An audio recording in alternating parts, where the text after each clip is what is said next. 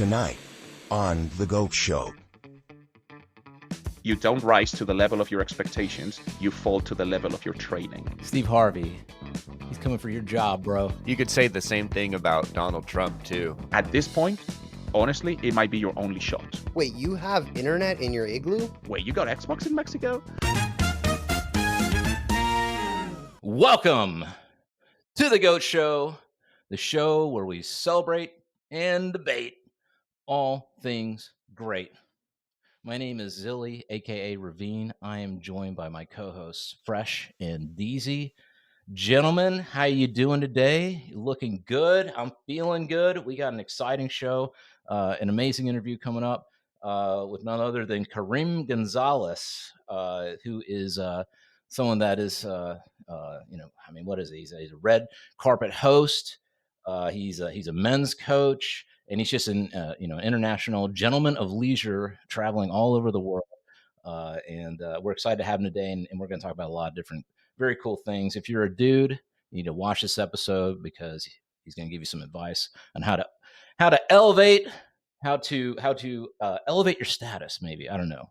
But before we get into that, Fresh, what do the people have to do who are watching today?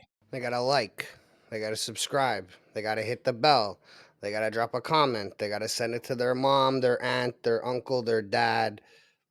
Send it to everybody, man. Send it to everybody. Put everybody on. Everybody needs to up their status. Everybody needs to up their game. Even if you're a lady, send it to your lady.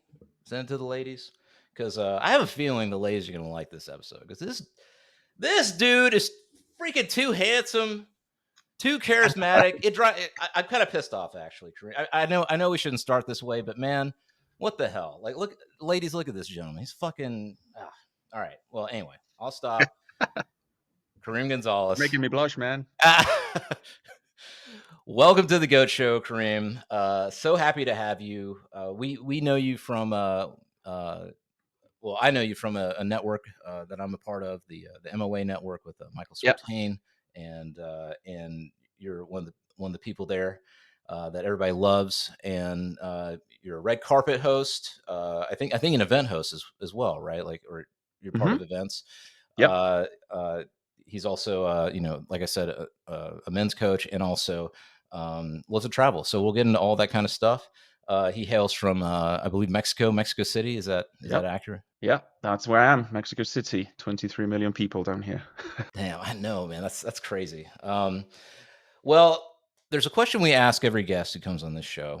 And that question is, if you could have one superpower, what would it be? One superpower. I think we all think about this at some point, right? I think for me, it would be the ability to manipulate time. That is definitely the thing that would do it for me the most, because I think I just have this massive curiosity about so many things. Like, I just want to do so many things, and I just realized that time, you kind of have to optimize for a few ones and let the other ones fall by the wayside. And if you could just manipulate time, I think that would be the reason. Like, it wouldn't be for me to like go back and fix past mistakes or try to get like a second go at something. I think I'm fine with, decisions and the way things have played out. And actually that would kind of suck out the excitement of life. If you could go back and fix everything you did, it would totally destroy the excitement of life. But I think for me, it's just having more time to be able to just doing and experience everything that I want to experience. So yeah, if I could manipulate time somehow, that would be the thing for me. I agree with that, because I go back and forth from either time or like living forever, because I just want to learn everything. I want to learn everything and experience everything. Yeah. Although with the whole living forever, it depends on what age. Because I wouldn't like to just keep aging indefinitely. Like, if you have to pick an age and then just like stick with that for going forward. Yeah. But yeah, time is a big one, man. Time is a big one. Yeah, if you could be like a vampire where you stay at the best age, how about that? You're like that one dude. I think I would pick the 30s. I think the 30s for men are 30s or 40s for a man. Probably I my agree. peak age for men. Yeah. Cool, man. Well, from superpowers to superhero origin stories, tell us a little bit about yourself. Where you're from? Are you originally from Mexico City? I am. Yeah, I was born in Mexico City. I was born and raised here. I lived here until I was 18 years old. Then I went to the US to do my undergrad. I was one of those very privileged people that was able to study abroad. I went to the University of Maryland. I did history at the University of Maryland, but I was actually there on an athletic scholarship. I don't know if you maybe you saw a little bit of this on my profile. I was a professional athlete for about 8 years. I played baseball, played D1 baseball for Maryland between 2008 and 2012. Then I came back to Mexico. I started playing. Well, no, actually, I stayed in the US. I stayed in Florida for a couple of years, training with my coach. Then I became a professional um, baseball player. I'm a pitcher. I was a pitcher, and I started playing professionally in 2014. I did that for a few years. Then I got injured, as every pitcher always does at some point, and that's when I decided to go back to my academic career. So I then Hold on, I want to dig in this a little bit. So, because baseball, I and I'm not a baseball player, but when you're a kid, they you get put into baseball or you get put into yeah. soccer or whatever. And I'm just what I always thought was interesting about baseball is that it's not about. I mean, well, obviously there's an athletic portion, element of it, obviously, but Mhm. there's a skill element, right? There's a sense of like, and I guess my question to you is, what kind of lessons did you learn from training for baseball in terms of like, I imagine as a pitcher, you had to, throw a million pitches, right? Yeah. And every time you throw it, you got to make an assessment. Like, what would you say are the Yeah. biggest lessons you learned from your athletic career? Um, Honestly, I would say there's two ones that I learned. There's two one I learned at the beginning and one towards the end. The one at the beginning was humility, because the I mean the reason I don't know that you can count how many Mexican-born citizens have been able to go play D1 in the United States. There's not many of us, right? I was really, really good. I was probably the best here in my city, right? And then I get to the US, I get to Division 1 baseball, and I'm coming all out like I'm the best in my country, and I play for my national team, and I'm phenomenal. I'm gonna just like straight beeline to the MLB or whatever. And then I remember my first outing for Maryland. They actually put me to start the opening day game, and I didn't last more than 2 innings. I gave up like 12 runs, got absolutely shelled, and got pulled out of the game before the second inning ended. And I remember I went behind the dugout and I cried. I cried. I was just so terrified. And I was like, I was 18 years old as well, left my home at 18, and just this whole experience. And I was like, okay, now this is a real world. I'm outside of this bubble. And when you start competing when you get at the highest level, I was like, I am not ready for this. So it was a very humbling moment, and it helped to put things in perspective. It's like, okay, I got a long way ahead of me. So that's what started the whole journey. But it was very transformational to just assume, just put my feet on the ground, get my head and settle in the ground. It's like, okay, this is the reality of things. Let me not delude myself into thinking something that is not real, because I just got proven by reality. So that was a massive lesson that they took onwards to everything. And for me, it's a beautiful quote by Aeschylus that I love, which was, I read it at that time and it hit so hard for me. It was, you don't rise to the level of your expectations, you fall to the level of your training. And I was like, okay. Wait, sorry, can you say that one more time? I want to really kind of this is. You don't rise to the level of your expectations, you fall to the level of your training. I had expectations this high. I was like, I'm going to go there and show all these kids who I am. And then they crushed it because, to be honest, my training was just not at their level, right? So that's a mentality that I took from that. I was like, if you want to be the best, you have to earn it. Like, you have to work you out of it. It's not going to be handed to you. And that shock of reality is really what got me into that mindset of, you just gotta earn it. Like, I'm not gonna excel just because I expect to excel. I'm gonna go as far as my training is gonna allow me to go. So that's when I started busting my ass off. you know You said you had a second thing that you learned from that experience, or was that what you're talking about? Yeah, well, that was the main thing. Yeah, that was the main thing. Because that was experience at the beginning, but then the lesson really came towards the end. Because at the end of my college career, before I went pro, it was my last college game was I think it's probably to this day the best game I've ever pitched in all my career, right? I went out, in triumph, right? Not just athletically, right? Like I pitched against the best team in the conference, and I went toe to toe with their best pitcher of the year. We lost by 1-0, so it was like a phenomenal game. I won the whole game. It was incredible, and that weekend it was the peak experience, because not only I made team all conference and all that, but at the same time, you guys can probably tell I'm a little bit of a nerd.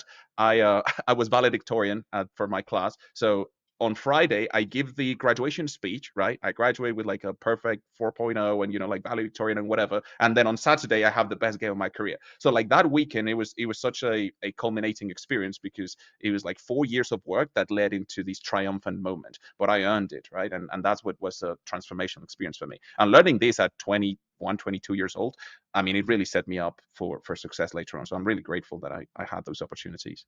Yeah, that's amazing, man. And not to go too far on a tangent, but I wonder what your thoughts are on the idea of self-esteem, because it seems like we kind of live in a culture where self-esteem is assumed that it can be given to you, that you're gonna be given self-esteem. And from what you're describing, I mean, a lot of self-esteem really comes from earning it. Yeah, I've always said it.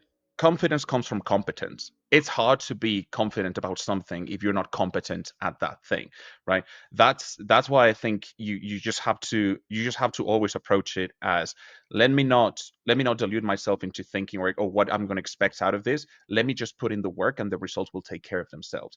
If you want to be confident, if you want to develop that confidence, you could talk yourself in the mirror all you want, and you can give your self talk all you want. That is not that might work in the short term. I mean, give you that little bit of boost of motivation and belief, but it's just not sustainable. You need the legs of proof. You need the proof that I can do this, I can overcome this, I'm able to solve this, or whatever it is, right? You need the proof of that, and that comes from your competence. If you can't do it, you'll never believe that you can do it. So your self-esteem derives from your confidence, and your confidence derives from your competence. That's why I tell all the guys that we work with is, that's why you should never shy away from adversity, because adversity is giving you the opportunity to test yourself.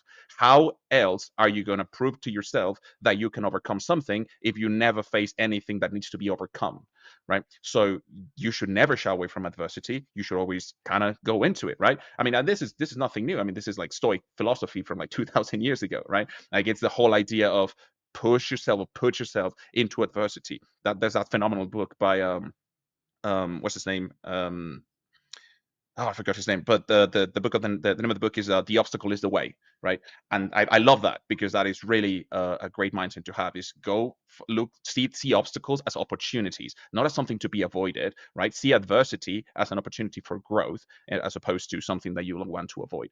So yeah, that's I think, like, if you're trying to improve your confidence, the first place to look at is your competence. Definitely, man. 100% agree. And we'll find that book. We'll put it in the show notes so people can find that book. It's by Ryan Holiday. Yes, Ryan Holiday. Yeah, the modern Stoic. Yeah, Ryan Holiday. I got to listen to that. I got to read that. Yeah, that's phenomenal, man. So, well, another question I have, because since you're from Mexico and came to the United States, and this kind of goes into, seems like you're sort of a person who loves to travel internationally, but I'm kind of curious, like, have you always had a curiosity for, other cultures, and what was the culture shock of coming to the United States, or was there much of one, or did you feel, that you feel comfortable when you came to the United States? Um, it wasn't so much of a culture shock. I mean, I think it was actually like a reverse culture shock. I think they were more shocked about me than I was about them. I remember this one time. Yeah, because like obviously it was. I mean, the only shock was just moving away, living by myself for the first time in my life, right? Like I remember the first couple of weeks were really rough, because student athletes usually get to campus before the regular students do. So for 2 weeks, I didn't have my roommate. It was just me, just by myself in a different country. I already spoke English, but I wasn't, I guess, fluent with it, so I still had some issues communicating. And this was the first time that mom and dad were not around. I was by myself in a different country, and I was going to be there for 4 years, right? So that was just challenging, but I wouldn't say it was a shock. But what shocked me the most was to see just the perception that some of my teammates and classmates had about me. I remember, I will never forget this. it was like the second night that I met my teammates. We go back to one of their plays, and they were playing Call of Duty in Xbox, right? And like I walk in and they're playing, and I love Call of Duty, and I play it with my friends here in Mexico all the time. And I walk in, I watch them play, and in the middle of the game, I'm like, hey, I called out, like I'll go next. And then one of my teammates looks back to me, and he's like, wait, you got Xbox in Mexico? And I'm like, what? Are you serious? Right? And you know, at first I thought he was joking, but he's like, no, like really, you've played this before? I'm like, oh, you're not joking. You actually don't think we have Xbox in Mexico, right? So it was a lot of that. It was a lot of that early on of them just, you know, just having these stereotypical perceptions about Mexico and Mexicans. Well, it's not just And Mexico, man. yeah, America, like I'm in Canada, and yeah. growing up playing online games, people would ask me like, "Wait, you have internet in your igloo?" Like, bro, I live in Toronto. I live in a metropolis. Like, That's why I told them, like, I live in Mexico City. It's the largest city in North America. It's bigger than any city in the US. Like, of course we have Xbox. Like, what? Like, but just the fact that they were so surprised about it, that was just befuddling to me. I mean, I love America, but there's a lot of people who have not been anywhere else in the world. You know, that's something that I would like to ask you guys, because it's something that I asked that to my teammates and they give me an answer that, you know, it was a very strange answer. But I would like to ask, why is it? What do you think that people in the US are just not as interested in international travel, but not even like local travel? I had teammates who, when we started playing on the road in our first season, that was the first time in their lives they left Maryland. it's because the US is so huge. You think that's what it is? It's because it's so huge, you don't have to leave. Like even Maryland, you can go and see so much in Maryland that you never have to leave. You can go to beaches, you can go to amusement parks, you can go to all these things in state that you never have to leave. And I think that that's what it is. Because like in comparison, like you could drive across Spain in a couple hours, but you couldn't drive across the US in a day, 2 days. You know what I mean? So And I would say, when I was younger, I lived overseas. I lived in Australia for 3 years, and part of it, I think, is that the U.S. is in this. You know, hopefully, I mean, I don't know how much longer, but we're in the situation where the world kind of has to pay attention to us, but we don't necessarily have to pay attention to anything unless we're going to get. That was exactly what my teammate said. I said, "How come you've never traveled outside the US?" And he looked at me with these eyes of disbelief, and he was just like, "Why would I go anywhere else? Like the US is like the best country in the world. Like why do I need to go anywhere else for?" And Oh so I was just like, man, "Okay." I mean, I I don't know if mean, you spend time in Texas. Like even Texans are like, why would I go anywhere but Texas? I take the opposite of that, to be honest. Like I want to go see more countries. I've been outside of the US, but it was via cruise. So it was a closed loop cruise where I started in Florida and ended in Florida. So did I really leave the United States and go explore? Not really. that's the other thing, right? Like I see that all the time here in Mexico. Like you get tourists who come to Mexico, but they want the US experience in Mexico. Let me stay at the Four Seasons, have the Starbucks next to it, and let me just like give me all the US experience, but in Mexico, right? And it's like, are you really traveling? Honestly, I mean, yeah, I don't know. I don't know. Although I will say, and we'll get it. We'll start getting more into this now. You know, there's a lot of guys in the U.S.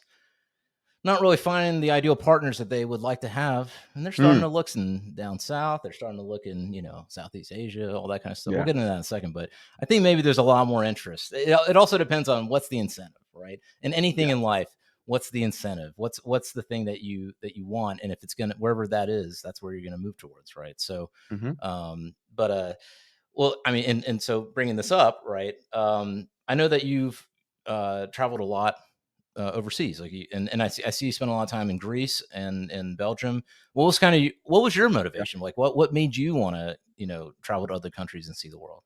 So yeah, Greece. So this year I did Greece, Belgium, France, and the UK. I live in the UK for a couple of years because that's where I did my masters in London, and I think I've been to over 20 countries. You can't see my flags probably. Maybe if I move my camera, but I have like all the flags of every country that I've been to. I have it here around my room. Yeah, I'm huge on international travel. First, to me, honestly, I mean, this is very niche, but the thing that I love about traveling, especially to Europe. Most of my trips are to Europe because, like I said, I studied history for my undergrad, and then for my master's degree, I did something called war studies. So it's a very unique program that they have in the UK, war studies. So I'm a huge military history fan, and my favorite thing to do is to travel to these countries, mainly Europe, because that's like the battlefield of the world, and visit historical battlefields, like actually walk the battlefields, visit the sites, recreate the battles, walk the fields, walk the cities or the fortresses or whatever when these things happen. I absolutely adore doing that. Like, I'm obsessed with that. So every year I plan out a 2 to 3 month trip, usually to Europe or the Middle East, or some of these historical, traditionally very very warlike regions. And I just try to visit as many of my favorite battlefields that I've been studying for years and years. But to actually go see them is a completely different experience. Sorry, what era do you usually? Is it like like ancient history? Is it modern history? I love all of them. Like, so this year I did Greece for mostly because I wanted to see all the battles from the Greco-Persian War. So all the classics: Marathon, Thermopylae, Plataea, Salmina, like all those battlefields I visited. I also went to, the reason I went to Belgium was because every year on June the 18th they do a recreation of the Battle of Waterloo to commemorate the battle. So I was there on the day of the recreation. It was phenomenal. You actually are on the battlefield at the Hougoumont farm where the battle started in the morning, and they do a recreation with, this year I think it was like 300 or 400 actors, and they recreated the battle. It was phenomenal. So it's all times, like medieval. I think medieval would be my favorite ones, but there's not that many medieval battlefields. It's mostly ancient or more like modern battlefields. But yeah, I just want to do them all. What is it that fascinates you about war and battle? Is it this? Is it strategy? Yeah, it's You two know, things.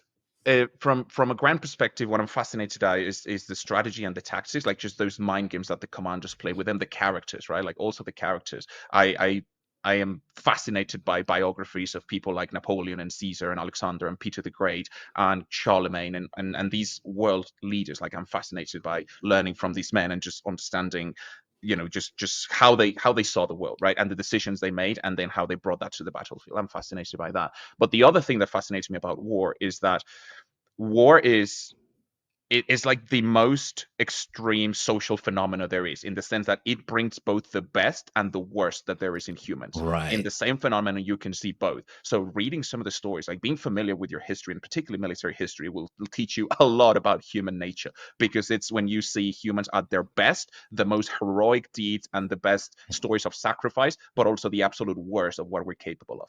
So I'm That's just fascinating. fascinated by that. Wow, wow. Is there a common thread that you see in both sides, in the best leaders and the worst leaders? Yeah, I mean, when personality wise, and there's some very interesting studies that of people who have tried to psychoanalyze the great leaders, right? So there's like some psychoanalysis from anything from Napoleon to Hitler to Charlemagne, Alexander, and Caesar.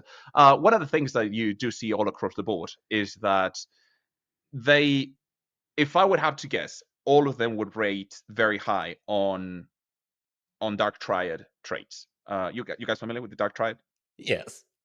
Well, you're saying, well, so just to be clear, so you're saying like narcissism, Yeah, Machiavellianism and psychopathy. Yeah, so I think I have a suspicion all of them will rank very high on that, because when you study the lives of these people, so here's the thing, right? And these are people who, even though I admire them, I would not necessarily want to trade places with them, because what you notice in many of these characters and their personalities is that these are people that optimize one trait of their personality to an extreme level, almost like a godlike level, but to the extent of everything else. If you read, for example, the biography of Alexander, is someone who is a phenomenal leader, charismatic. His leadership quality is unparalleled in history, but he is a dysfunctional alcoholic, right? He has a really tough time with emotional control. He basically sacrificed everything everything for just this one quest of obsession with one particular goal. And that's something that you see with them. They're not well-rounded people. They are obsessive about one specific thing. They excel at it at a godlike level, but then that usually comes to the extent of everything else. So if you're trying to have this nice balance, holistic life, these are not good role models for that. Absolutely not. wow, that's fascinating. That's cool. And I mean, I guess you can draw parallels to today with that. Maybe we'll get back to that in a little bit, but I wanna, you know, move into sort of how did you now, you go through all these experiences, you're traveling, you're doing all these things. How did you get to a place where you're becoming, a host of these like high-end, super cool red carpet experiences in Mexico City? Yeah, so there's this saying that your insecurities are usually going to be the biggest drivers, right? That's why I never shy away from them, and I see them as motivators, and as if you channel them correctly, they can take you places. And for me, that was the thing. I think as most people that got into this space, I got here about 10 years ago through a breakup, right? Like just most of us did, and that's how most of us found the good pickup from the good old days. That's how we all got started: a breakup, some kind of deficiency in your dating or social life, and that's how we all find it. So that's where I came from. I came from the original pickup community from like 10, 12 years ago. But those were like the glory days of RSD and these companies. I actually ended up working for RSD for a period of time. So RC, just to be for anybody watching, is Real Social Dynamics. Yes, Real Social Dynamics, yeah, which at the time used to be the biggest dating company in the world. So I was originally just a student and a client of their programs and following their videos, and just like everybody else. Eventually, when I moved to Europe, I had the opportunity to start collaborating with some of their coaches, and so I started doing that, and that kind of got me started into not just into the male self-development industry, but also as not just as a member, but also as a coach, right? So I've been doing that for probably like 8 years now, and so I did that. Eventually, all you guys know, like pickup kind of went away, and that whole thing kind of died down after the breakdown in 2018. And I also moved away from it. I realized that as much fun as it was, and as helpful as it was at the beginning, when you're just starting from a really low level, I think it's great. It's fun. It definitely gave me social skills that I really really like, because I'm more like an introvert by nature, right? So I definitely needed some skills and some socializing skills and abilities that pickup gave me. But then I realized that it was only going to take me so far. That there were limits to what these thing or these skill set could do. And so that's why eventually moved away from it. And that's when Men of Action came into the picture. I already knew Michael from like 8 years ago, because he used to collaborate with one of the RSD coaches back in the day. That's how I first knew him. And then when I finally joined MOA, I was like, okay, I think when I saw Michael, I was like, this guy is doing something that is clearly working better than all the other so-called experts that I just don't see having the same results that he has, right? So this guy must know something. So I just signed up for the program, and I started doing it, everything that you get taught in the program. By that, Mhm. I'm assuming you mean that the initial. So, in terms of my own experiences, and it's very recent with Michael, but Yeah, like you, I mean, since Neil Strauss wrote The Game or whatever, like yeah, known about pickup, over the years, and all that knowledge and whatever. But I think what I found interesting about Michael and MOA is that Michael's background is in uh, being a host and putting on events and yeah, uh, that type of thing in Las Vegas. And I think it's kind of funny. It's like you you know you go out so far that you come back around, which is that in all human interactions, status is a part of yeah. everything. Hmm. And you can have pickup guys who are like really great at pickup, and I know a lot of these guys like that can they can pick up beautiful women or whatever. But in human history, what it really is that you're part of a group, you have status, and then Hmm. people are attracted to that. Not just beautiful women, but like anybody, from what we're talking about, political figures Hmm. or people, businessmen or whatever. So Yeah, it's like kind of obvious, but I don't think anybody really distilled it down to a science until Michael, really, in my opinion. But yeah. and so is that kind of what you're referring to? That maybe you came because you wanted to meet beautiful women, but really what it comes down to is you're developing a skill set, a mindset, and an ability to be able to like do the right moves so that you can put people together. Yeah, I think for me it was just trying to get to the top level. Let's put it like this. Pickup got me, in terms of my social life and my dating life and my social skills. Pickup got me from 0 to an 8. But I just, for the life of me, couldn't figure out, how do you get to the top? Like I have some really cool friends, but I think I could have cooler friends. Like I'm going to nice parties and nice events, but I see that there are some even better and bigger events. I'm dating some attractive women, but I see that there are even more attractive women. So there seemed to be like these top layer that just seemed to be out of reach, and I just felt that the skill set that I had learned through pickup just proved insufficient at that point. I was like, I just keep, hammering my head against the wall. So there has to be another way to how do you get into these top tier social circles? How do you meet these top level people, these top level events? How do you do that? And that's when the social circle approach, I discovered it. And Michael, I mean, this is nothing new. Michael has been doing this for 15 years, but he finally coded it or put it into an actionable program, and that was for me the thing that attracted me so much to it. And I just followed the steps, and I just did the whole process to a T, and that's kind of how I got the results that I started getting, right. And now I'm coaching now for MOA. I'm one of the coaches for the program, and so now I'm helping other guys accomplish the same, but at the same time I have to still do what I preach. So I'm still working and developing my own network and still trying to set the example for all the guys. So I'm still doing it, and I'm still trying to, do the biggest things that I possibly can when it comes to social circle. Right. Well, I mean, if you look at, we'll put it in the show notes. Check out his Instagram. I mean, you're doing it, man. I mean, for real. Like, and it's super cool. And I guess I have so many questions. The first thing is, how did because you're on the red carpet, you have the mic, you're interviewing people, and I mean, I'll be honest, man, I got to come down to Mexico City because some of these women you're interviewing, oh my god.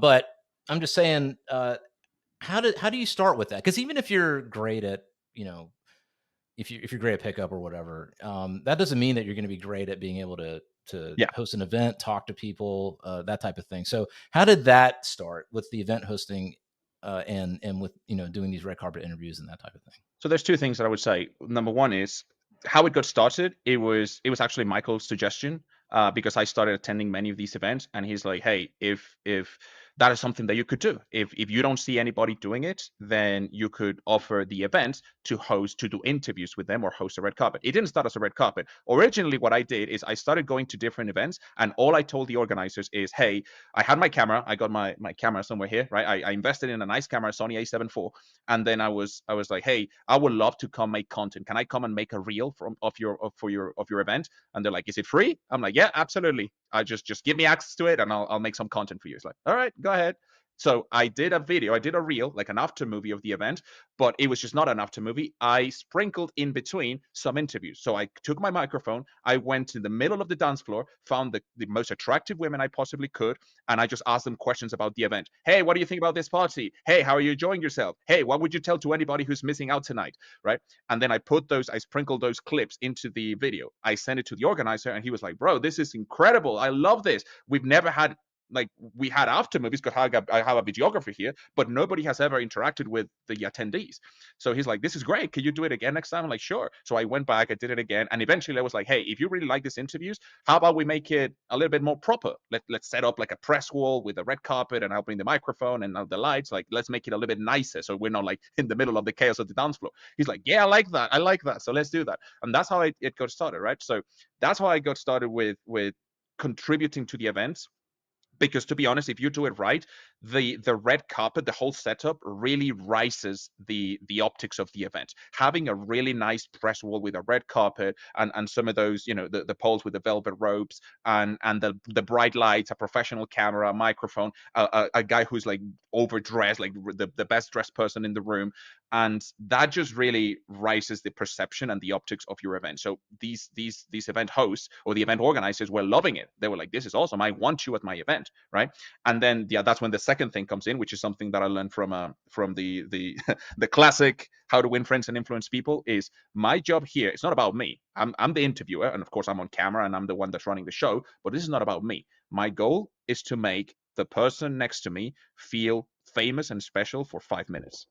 And that's all I focus on. "Hey, let's take a photo of you. Come on, give me a best shot. Big smile. Hey, say hi to all your fans."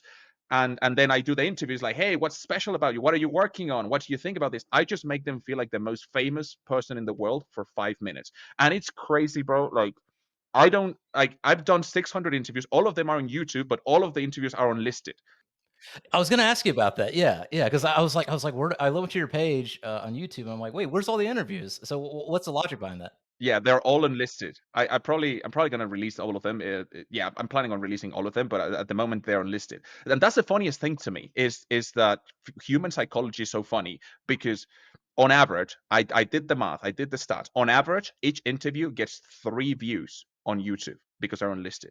Nobody is seeing these interviews. I send them to the organizer and they use it for their content. But in terms, it's not like the world is seeing these. But when the people are in front of the lights and the camera, they act as if they are on national television being observed by everyone. They get so nervous, bro. I've had girls shaking, asking me to like redo the interview. Like they get so nervous about it. I'm like, nobody's gonna see this. Like, why are you so?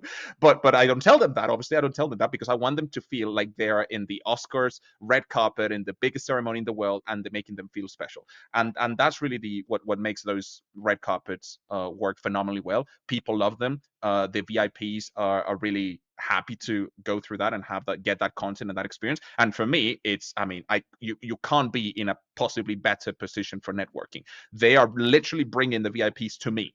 Like I don't have to do anything. They're bringing them to me, and obviously I talk to them, I interview them, I joke with them. Obviously we exchange social media. They follow me, I follow them. I send them their content. Like it's just a phenomenal networking opportunity because they're literally bringing me the VIPs. Like I don't have to do anything. So it's a great setup to have. I have a question. When you first started doing this, for a lot of people, that's nerve wracking. Go on the dance floor, find the most beautiful people, ask them questions. They don't know who you are. You know all this stuff. What do you feel?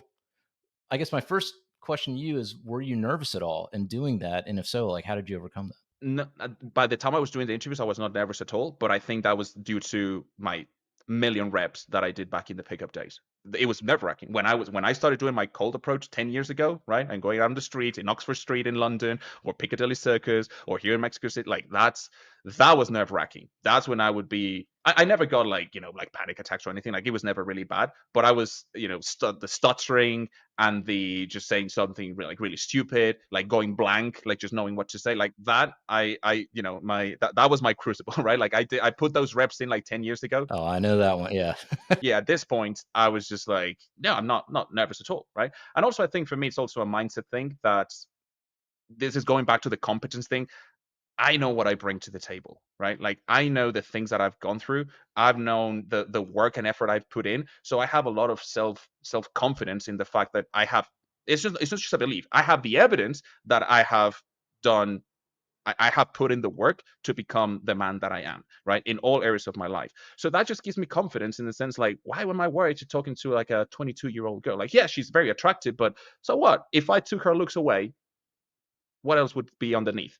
And it's usually not much, right? Unfortunately, it's usually not much. So when you just kind of come from that mindset of it's not about feeling superior to anybody. It's just knowing your worth. So it's like, what am I nervous about? Like what I'm not like there's nothing to be nervous about, right? But you have to earn it because it's one of those things that it sounds great when I say it, but it's just not actionable advice because it's not you can't just like turn it on. It's not a switch that you turn on. It's something that you earn. You have to earn those stripes.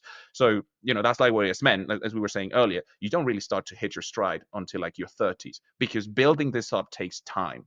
It really takes time. If you weren't somehow blessed with some special charisma gifts in early on in life, you just have to earn this, and there's no fast tracking it. You have to put your reps in. So Dude, that's an amazing point, and I think a lot of guys, whether you're doing pickup or whatever, I think in general, a lot of guys miss that point. And I love what you just said. It's not about being superior to others. It's about recognizing, your own value and your own worth, and being comfortable in that. So that's fantastic, man. Wow, that's a really amazing insight.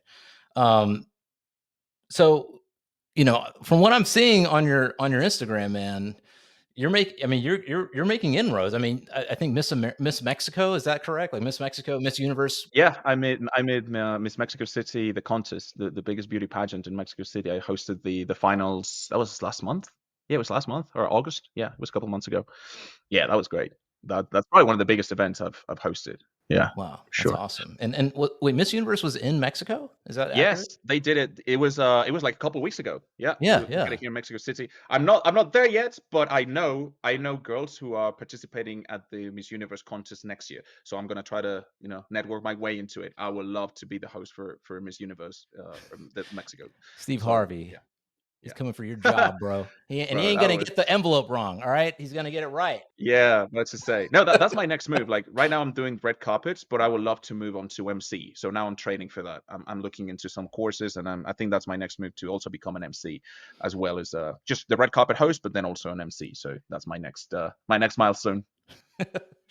That's great, man. You are, I mean, you're surrounded by beautiful people. You're surrounded by beautiful women. There may Mhm. be some gentlemen out there watching this episode, not just from MOA, but in general. Yeah. I want to get your general thoughts on a few things on the culture. You Yep. know, because there's so much. We were talking about this before the show. There's so much on X and these different social networks. It seems like there's a lot of I don't know, man. There's a division between the sexes, shall we say? There's a war of the genders, and I'm just kind of curious.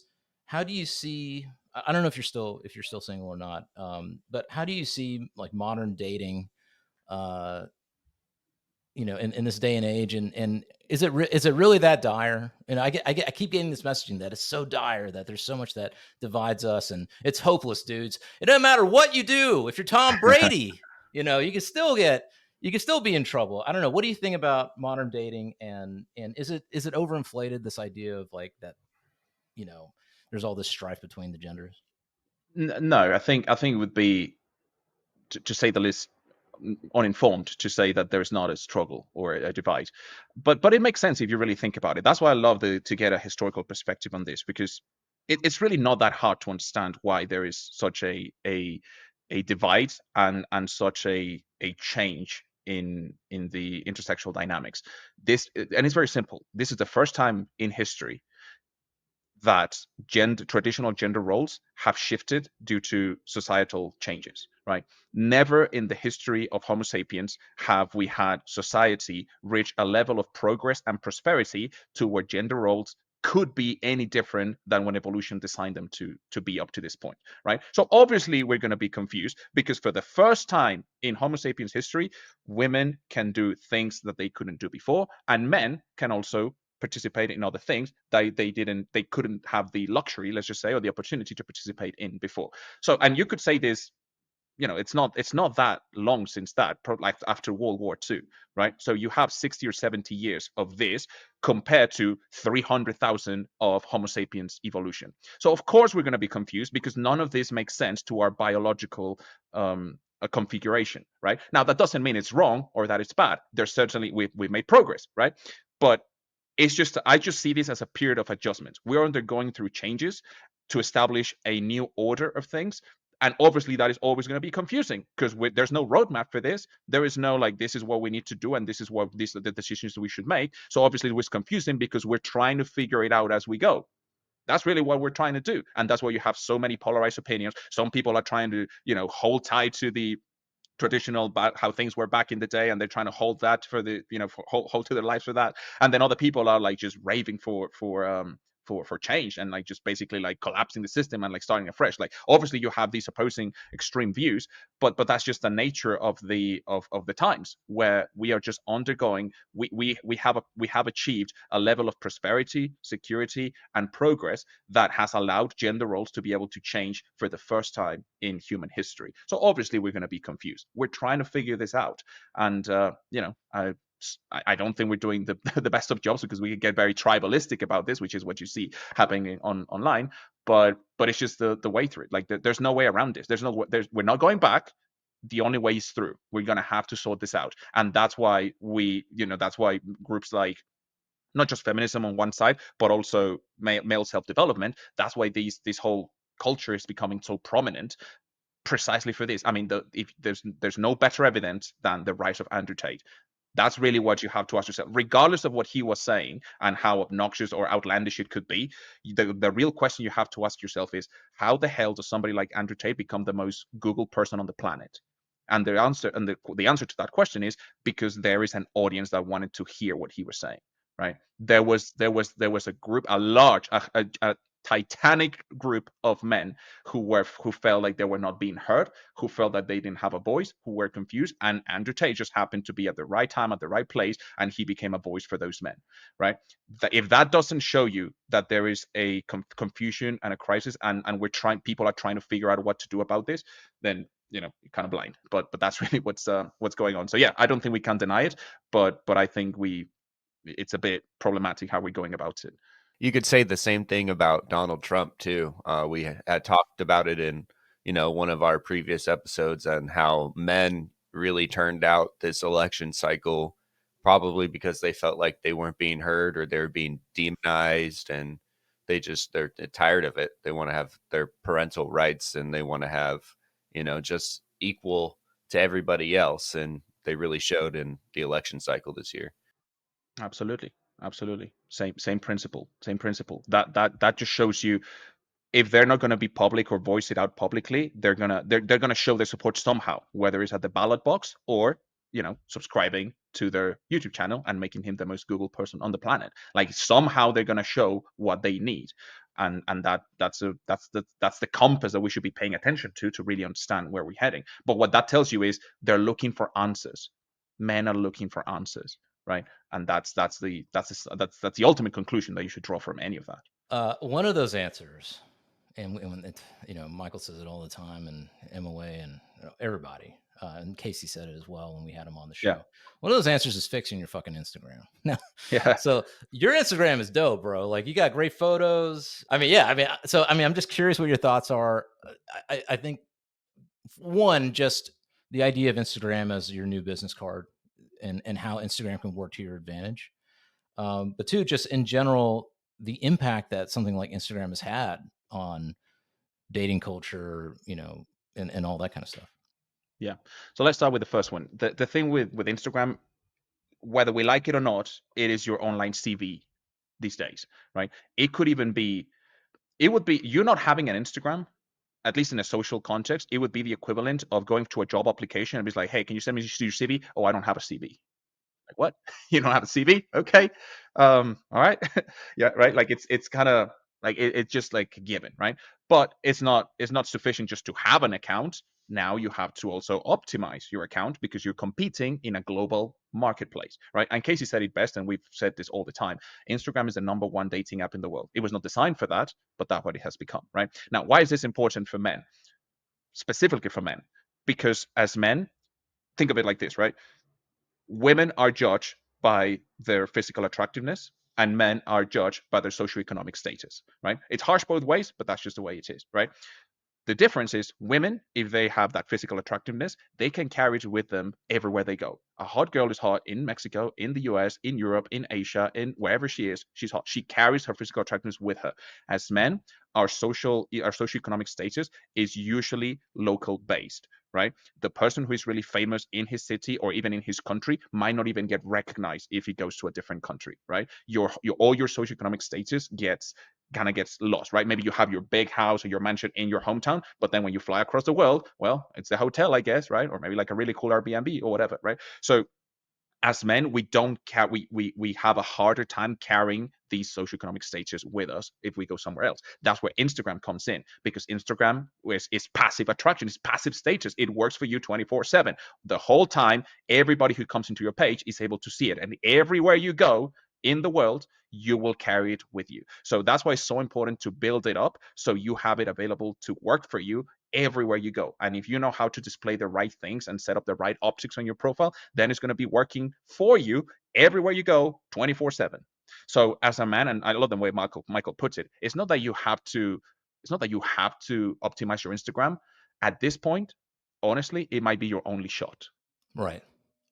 And I'll say this. I mean, my brother's in the program as well, and we know all that stuff, all the pickup stuff from all these years. I mean, literally for like 20 years now, almost. But yeah, in recent times, and I'm not saying just like with women or whatever. I'm saying in general, it's such a huge difference now. When I go out, I meet people, and they ask, well, and I take, now I ask them, I go, you got Insta? It's like, yeah, okay. And then we match up, and then they'll see what I'm doing. And then, hey, like they'll find out about the show. and us hosting the show. And now that becomes a conversation, and that becomes something where we can get, new guests on the show. I mean, listen, dudes, bros, everybody, fix your Instagram. All right. If you want to learn how to do that, hit up Michael, hit up MOA, Men of Action. We'll put a link in the show notes for that. Because that's the other thing, right? Like I think you guys talk about this with Casey, but it's so true. What social media has done is, at least to men, is it has polarized it into two different categories, in the sense that Instagram has made dating harder for the average dude, but it has made dating easier for the top crowd. If you're in that in that one standard deviation, if you're in that top 16% of men, Instagram is your holy grail. It made everything better and easier, and you will absolutely kill it on Instagram. But if you happen to be in the other 84-85% of people in the totem pole, then it's going to work completely against you. So it's a kind of a winner takes all market at this point because of how it works, right? And this obviously way you can get into evolutionary psychology and female hypergamy and whatnot, but ultimately that's why you have to. And I love how we put it is, it has never been more polarized, but at the same time, it has never been easier to get into that 15% if you know how to do it, right? It has never been easier to get into that top 15%. So yeah, the information is out there. It's a matter of finding it. Yeah, For sure, man, for sure. I want to ask you a couple of things about Mexico, about yes, some Mexican things. All right. let's do it. My first question is there a difference between Mexican women and all other women around the world? Yes, although I would group Mexican women along with just Latinas in general. Although the official term is Hispanic, right? Like that'd be the more accurate the more accurate term would be Hispanic, but we always call them Latinas. The thing with Latin American women is they are very much more traditional, and part of it is a historical context. Latin American countries tend to also be, on average, much more religious countries than the rest of the world. Mexico is, by average, the most Catholic country on the planet, right? Like 93 or 95% of population in Mexico is Catholic, right? And you see a similar trend down as you go down into Latin America and South America, right? So that plays a big role. These are much more traditional societies. There is much more stigma and social consequences for these, let's say, more liberal behaviors, right? So you're going to have definitely much more conservative and traditional women, right? And that's, it's good for some things. It's not so great for other things.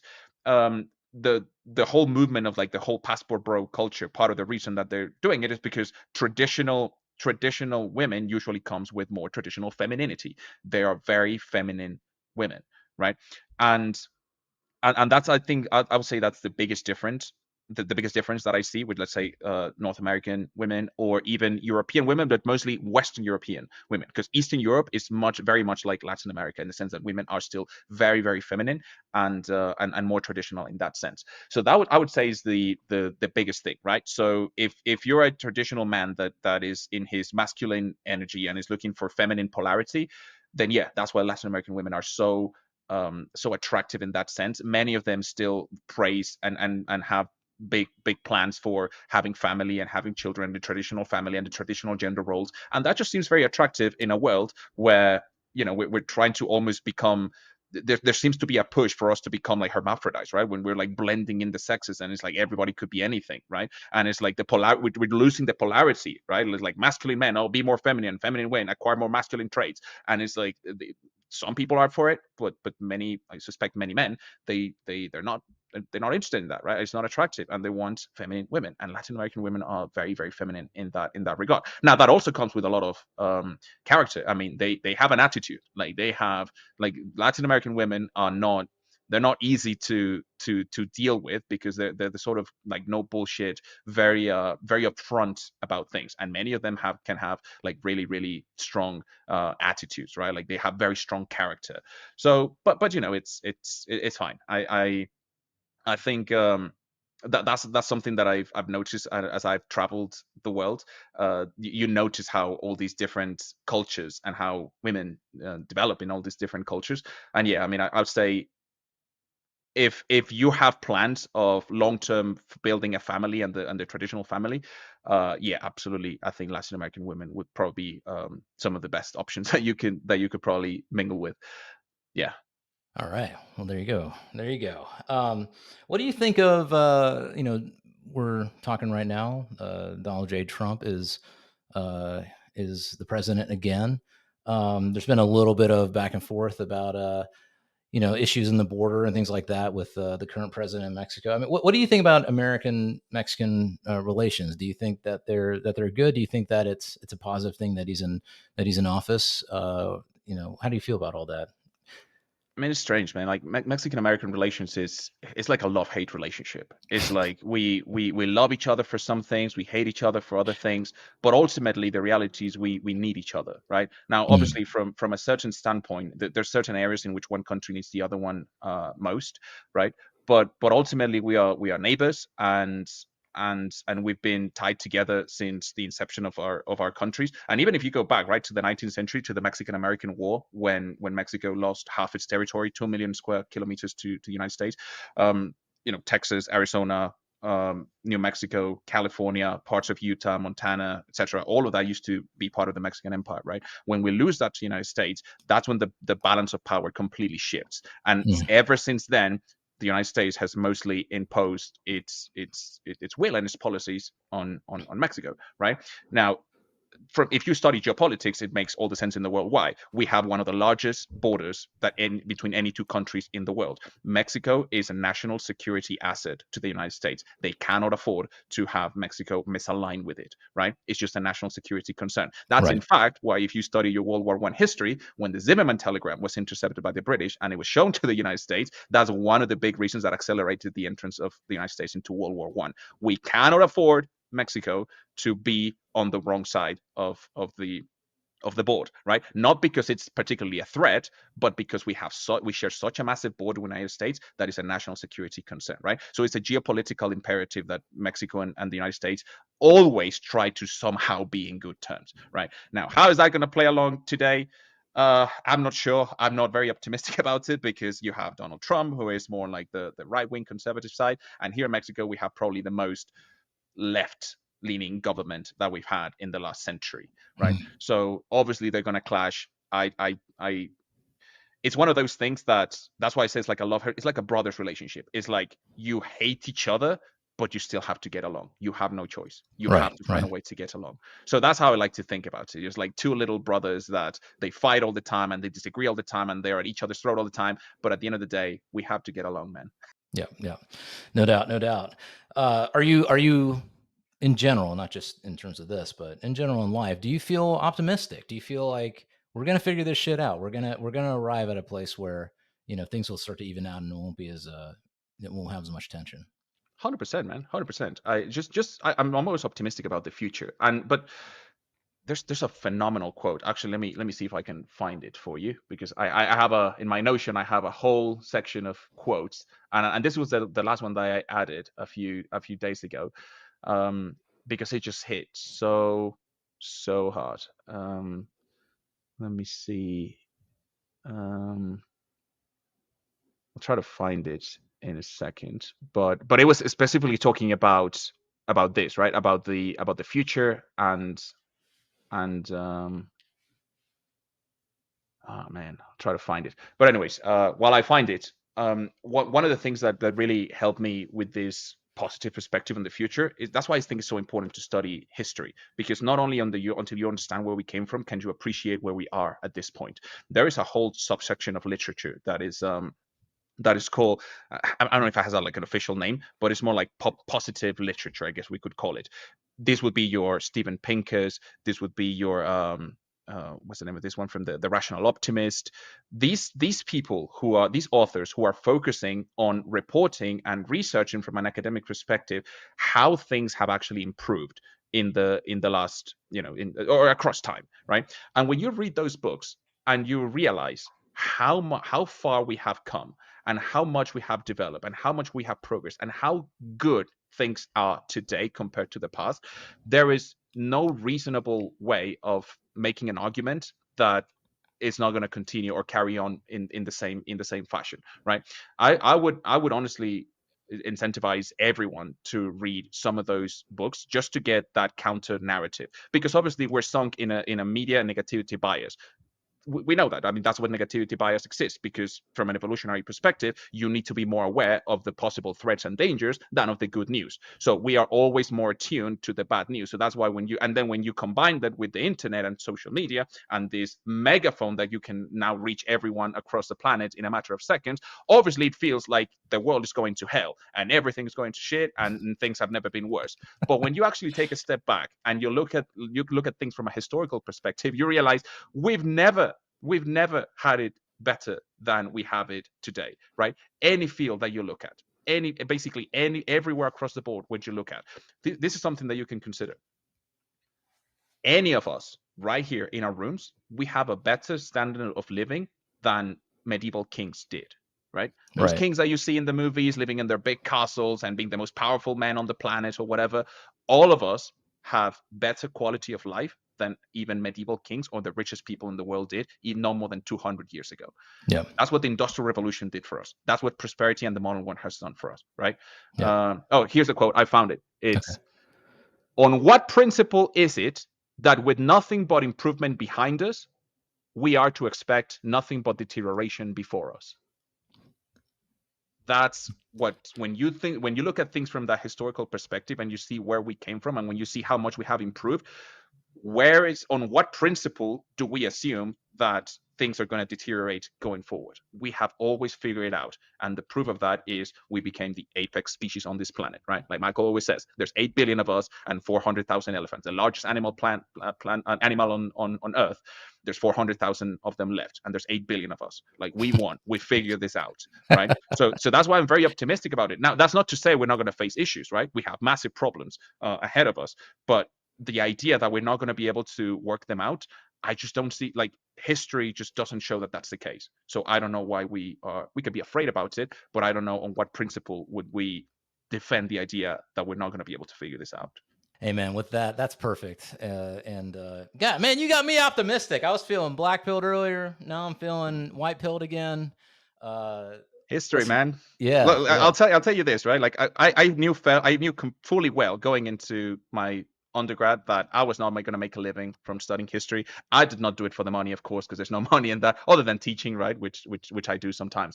But I went for it because I think it's just one of the most valuable things that any person can learn, is just learn about your history, right? And unfortunately, I think school has done a massive disservice at how they teach it, that they have alienated many people from it, and they just think of it as a collection of, oh, I have to memorize all these names and facts and dates, and oh, how boring. That is not history. That is not history. It is so fascinating and it's so interesting, and you can learn so much, and things like this, it could change your whole worldview if you just get a broader perspective of things. So becoming a student of history is one of the best things that any man can spend his time on. All right. Well, listen, to all the historians out there, and to you, good sir, for coming on the show, we like to do a toast. We like to toast the goat. So cheers to that. Cheers to that. Cheers. Cheers. And with that, I think that's the show today. Karim, thank you so much for coming on the show, man. This has been awesome. And you've given so many amazing nuggets of wisdom. We're going to put all of your links and everything in the show notes. So anybody out there who'd like to follow him and see what he's up to, we'll have all that information in the show notes. So, but again, thank you so much, man. This has been amazing. And we'd love to have you back in the future at some point. Absolutely, man. Oh yeah, for sure, man. But with that, Fresh, what do the people got to do? You got to like, subscribe, hit the bell, drop a comment, send it to your mom, your aunt, your uncle, your dad. If you're feeling pessimistic, zoom out.